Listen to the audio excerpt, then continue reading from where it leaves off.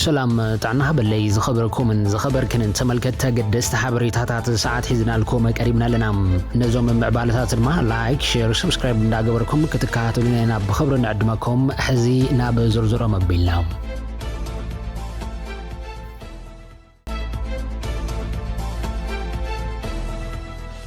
بفلمام زمن سلطانن ليتنال جنرال تادس ورده اب زبقعلو زلهم موت كاب بريزيدنتነት موراد فتنه يكايدو كم زلو تحبيروم اتمزنت كاب حوحات تمزز مختل كوينو كسرح صنا ايت اماني لسفا كتكادما مدلوات يوغن كم زلو تحبيرلهم ايت اماني لسفا بلعلوت اززت سراويت تግራይ ተመርኩሱ ነት ቦታን መትካን ስልጣን ጀነራል ታደሰ ወረደ ክርከብ ምስ ጀነራል ወድምበይተይን ብርሃነ ነጋሽ ወይ ድማ ወድመድህን አብ መንበር ገጾም ካብ 3-4 ሰዓት ዝኸውን ሕቡ አኺባ መካያዶም ይተሓቢሩ ዘሎም አይተ አማኔ ለሰፋ አብ ጊዜ መሪሕነት አይተ ጌታቸው ረዳ ዝሐሸና ይለውጥ ሰብ ተቃላሳይን ጠንካራ መሲሉ ዝንቀሳቀስ ዝነበረ ኳን ተሆነ ሕዚ ናብ ስልጣን ዝቆናጠጥሉ በትሪ መሓዝ ድማ ብሕታዊት መንገድ ገይር ወሲዱ ከም ዘሎ ይዝግለጽ ዘሎም እዚ ሲዕቡ ሌተናል ጀነራል ታደሰ ወረደ ምስ ሓደ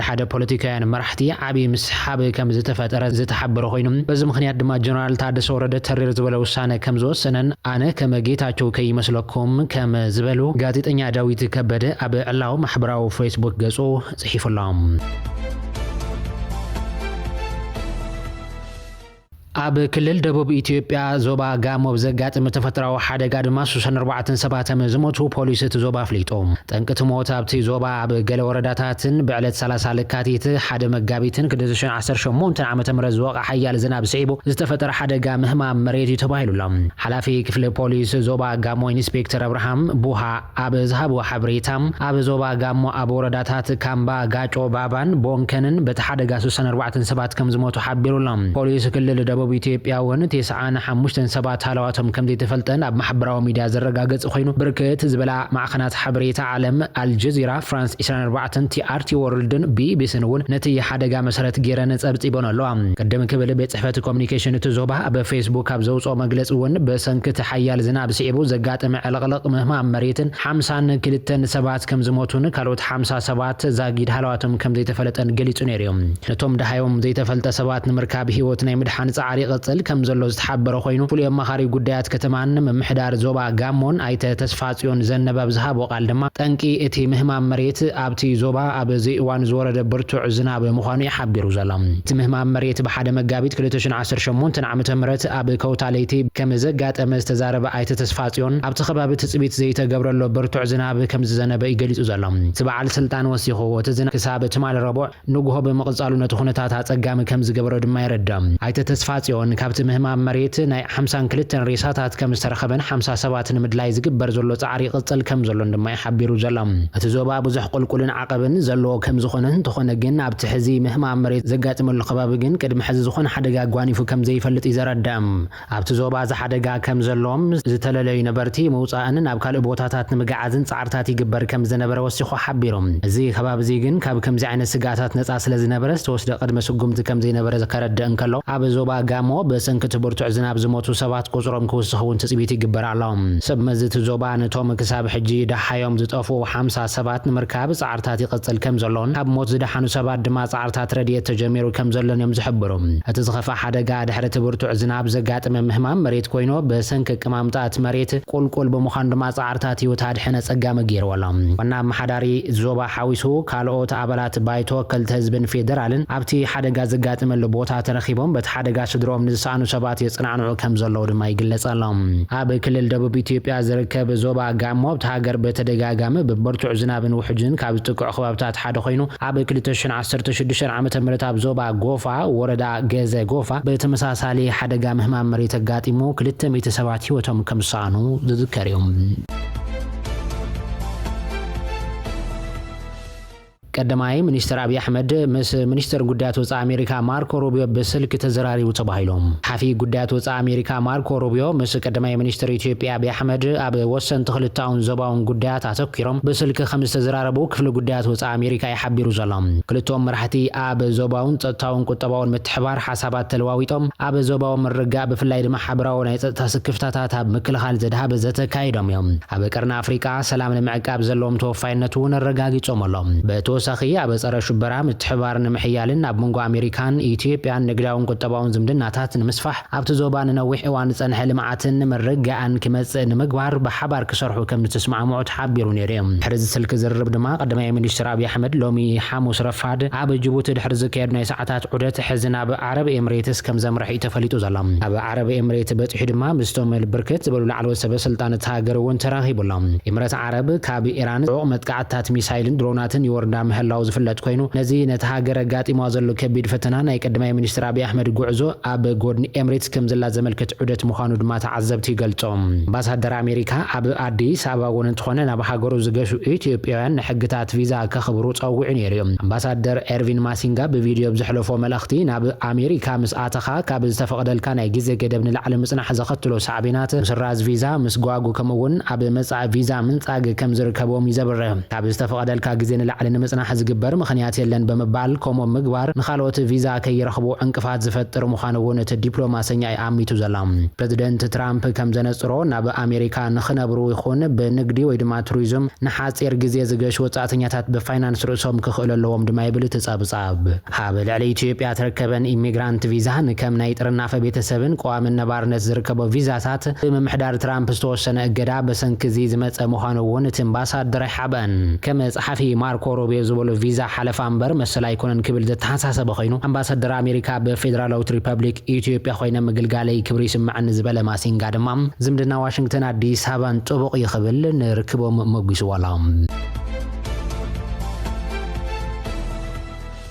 ምዕባለና ይቅጽለሎ ዝኽብርኩም ተመልከትና ዋጋ ሓደ በርሚል ነዳዲ $200 ክበጽሕ ስለ ዝኽእል ምድላዋትኩም ወግኑ ክትብል ኢራን ኣፍሊጣላ። ኢራን ኣብ ቃላይ ሆርሙዝ ብባንዲራ ታይላንድ፣ ጃፓንን ማርሻል ኣይላንድ ናብ ዝንቀሳቐሳ ሰለስተ ናይ ንግዲ መርከባት መጥቃዕቲ ከም ዝፈጸመት ኣረጋጊጻላ። በሰንኪ እዚ መጥቃዕቲ እዚ እቲ ብዓለማዊ ደረጃ 20% ዝሽፍን ፍርያት ነዳዲ ዝሓልፈሉ ወሳኒ መስመር ሙሉእ ብምሉእ ብዝበሃል ብርኪ ተዓጽዩ ከም ዘሎ እዩ ዝሕበር ዘሎ። ብሉምበርግ ኣብ ዘውፅኦ ጸብጻብ ኢብራሂም ዞልፋ ቃሪ ዝተባህሉ ናይ ኢራን ወታደራዊ መራሒ ዋጋ ሓደ በርሚል ነዳዲ $200 ክበጽሕ ስለ ዝኽእል ተዳለው ክብሉ ሰሪር መጠንቀቕ ተሕሊፎም ኣለው ክብል ኣጸብጺቡ ዘላ። ናይ ኣሜሪካን እስራኤልን መጥቃዕቲ ደው እንተዘይሉ ድማ ካብቲ ዞባ ሓንቲ ሊትሮ ነዳዲ እኳ ናብ ወጻኢ ከም ዘይትወጽእ እውን እዩ ዘጠንቀቕ። ናብ ሳዑዲ ዓረብ ኣራምኮ ዝተባህለ ዋና ፈጻሚ ስራሕ ኣሚር ናስር ብወገኖም እዚ ሕጂ ዘሎ ኩነታት ንዓለማዊ ዕዳጋ ነዳዲ ዕናዊ ሳዕብየን ከም ዘለዎ ብምግላጽ እዚ ድማ ብኩለን ሃገራት ዓለም ናይ ዋጋ ወሰኽን ቁጠባዊ ቅልውላው ክፈጥር ከም ዝኽእል እዩ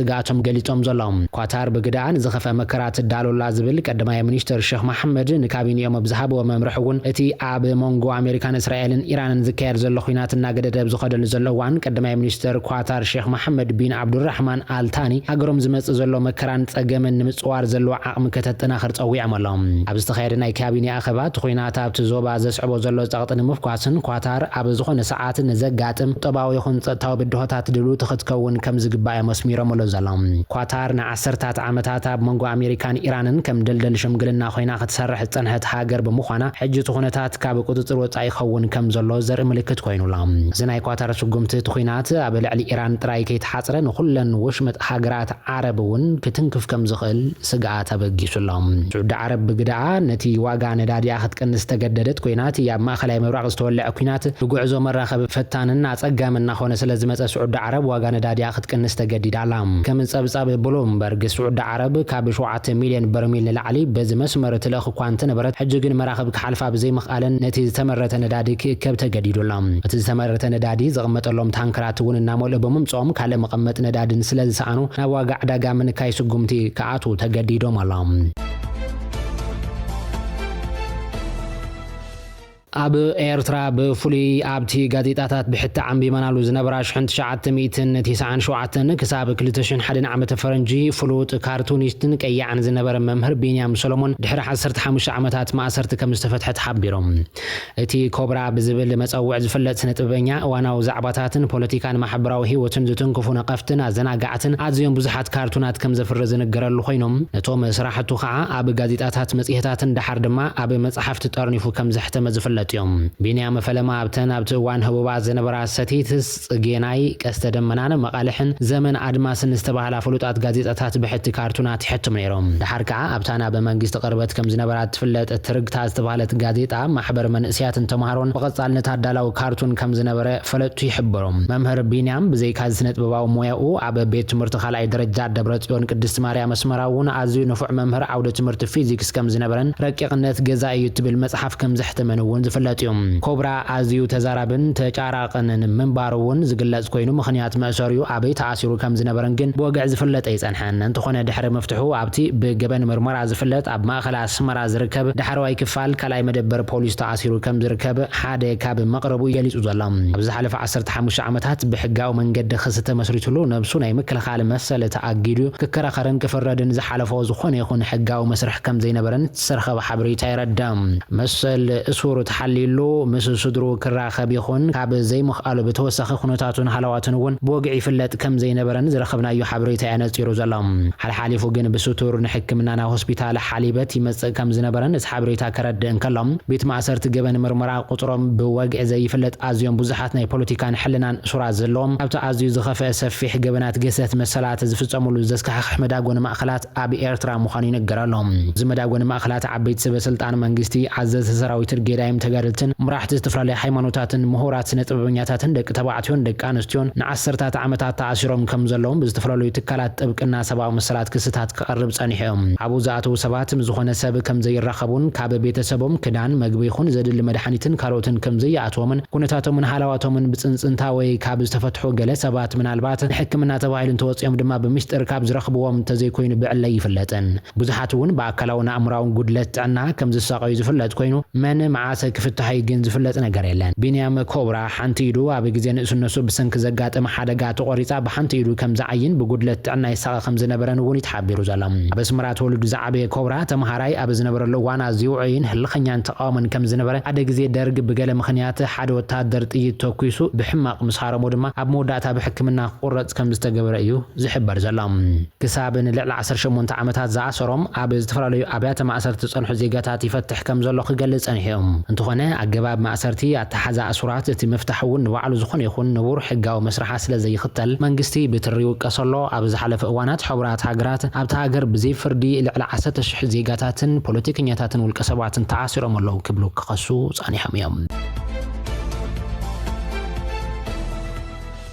ሱዳናውያን ብወገኖም ናብታ ዛዕነወት ርእሰ ከተማ ሱዳን ዝኾነት ካርቱም ይመለሱ ከም ዘለዉ ተሓቢሮም ሱዳናውያን ተመዛበልቲ ብሰንከብቲ ሃገር ንዝሓለፉ ኣስታት 3 ዓመታት ክካየድ ዝጸንሐ ኩናት ድሕሪ ዝጋጠመ ቁጠባዊ ውድቀት ቀስ ብቐስ ናብታ ዛዕነወት ካርቱም ይመለሱ ከም ዘለዉ ጸብጻብ ሱዳን ትሪቡን የመልኪቱ ዘሎ ብዙሓት ተመዛበልቲ ዝመለሱ ዘለዉ ኩነታት ስለዝተመሓየሸ ዘይኮነስ እቲ ናብ ስደት ሒዞሞ ዝኸዱ ትሕዝቶ ስለ ዝወድኡ ምዃኖም ይግለጽ ኣሎ ይኹን እምበር ኣብታ ርእሰ ከተማ መሰረታውያን ኣገልግሎታት ክሳብ ሕጂ ድሩቲ ዘሎ ብዙሓት ኣባይትን ትካላትን ተዘሚቶም ዓንዮም ከም ዘለዉ ድማ ጸብጻባት ይረድኦም መርበባት ሓገዝ እውን ብሰንክትና ገደል ዝኸይድ ዘሎ ቁጠባዊ ኩነታት ተመዛበልቲ ክሕግዙ ኣብ ዘይኽእሉሉ ብርኪ በፂሖም ኣሎም ከም ውፅኢቱ ድማ ልዕሊ 60 ነበርቲ ስርሖምን ዝዓቆርዎም ገንዘብ ከም ዝሰኣኑ ብዙሓት ስድራ ቤታት ድማ መግቢ ንምርካብ ኣብተን ብታካያ ዝፍለጣ ክሽነታትን ግብረሰናይ ከምርኮሳ ተገዲደን ከም ዘለዋ ጸብጻባት ይሕብሮም ዋላ እኳ ገለ ተመዛበልቲ ናብቲ ከባቢታት ኦም ዱርማንን ካርቱምን እንተተመለሱ ኣብ ካርቱም ለበዳዊ ሕማማት መውሳኽ ዋጋታትን ሕፅረት ስራሕን ስለ ዝጸንሖም መሊሶም ካልእ ስደት ክሓስቡ ይግደዱ ከም ዘለዉ ዝግለጽ እዮም ኣሜሪካ ኣብተን ቀዳሞት 6 መዓልታት ኣብ ልዕሊ ኢራን ኣብ ዘካየደቶ ኩናት ድማ 11.3 ቢልዮን ዶላር ወጻእታት ከም ዝገበረት እውን ዝግለጽ ዘሎ ኣብቲ ኣሜሪካን ኢራንን ዘሳተፈ ኩናት ድሮ ኣብተን ቀዳሞት 6 መዓልታት ንዋሽንግተን ብውሕዱ 11.3 ቢልዮን ዶላር ከም ዘኽፈላ ሰበስልጣን ብምሕዳር ዶናልድ ትራምፕ ምግላጾም ኣህጉራውያን ማዕኸናት ዜና ሓቢረን ኣለዎም እቲ ግምት ኣብ ዕፁ ኣኼባ ንሴኔተራት ኣሜሪካ ብዝተዋሃበ መግለጺ ዝተኻፈለ ኮይኑ ሙሉእ ወጻእታት ናይቲ ጎንፂ ዘይጠቓለል ኮይኑ ዋይት ሃውስ ነቲ ኩናት ንምቕጻል ኣብ ዝቐረበ እዋን ክሳብ 50 ቢልዮን ዶላር ተወሳኺ ምወላ ካብ ኮንግረስ ክሓትት ከም ዝኽእል ጸብጻባት ይሕብሮም ኣብቲ ንእስራኤል እውን ዝሳተፈ ጎንፂ ኣስታት 2,000 ሰባት ከም ዝሞቱ ዝግለጽ ዘሎ ኮይኑ መብዛሕትኦም ኣብ ኢራንን ሊባኖስን እውን ምዃኖም ይዝሕበር ዩኒሴፍ ድማ ብሰንኪ ቦምባታት እስራኤል ኣስታት 1,100 ህጻናት ክሞቱ እንከለዉ ኣብ ሊባኖስ ድማ 800,000 ሰባት ተመዛቢሎም ከም ዘለዉ ዝኸበርኩምን ዝኸበርክንን ተመልከትና እቶም ናይ ብሕዚ ሒድና ልኩም ዝነበርና ሓበሬታታት እቶም ክትከታተልዎም ጽናሕኹም ይመስሉ ነይሮም ብዝቕጽል ብሓደሽ ምዕባለታት ክሳብ እንራኸብ ሰሰናይ ንመነየልኩም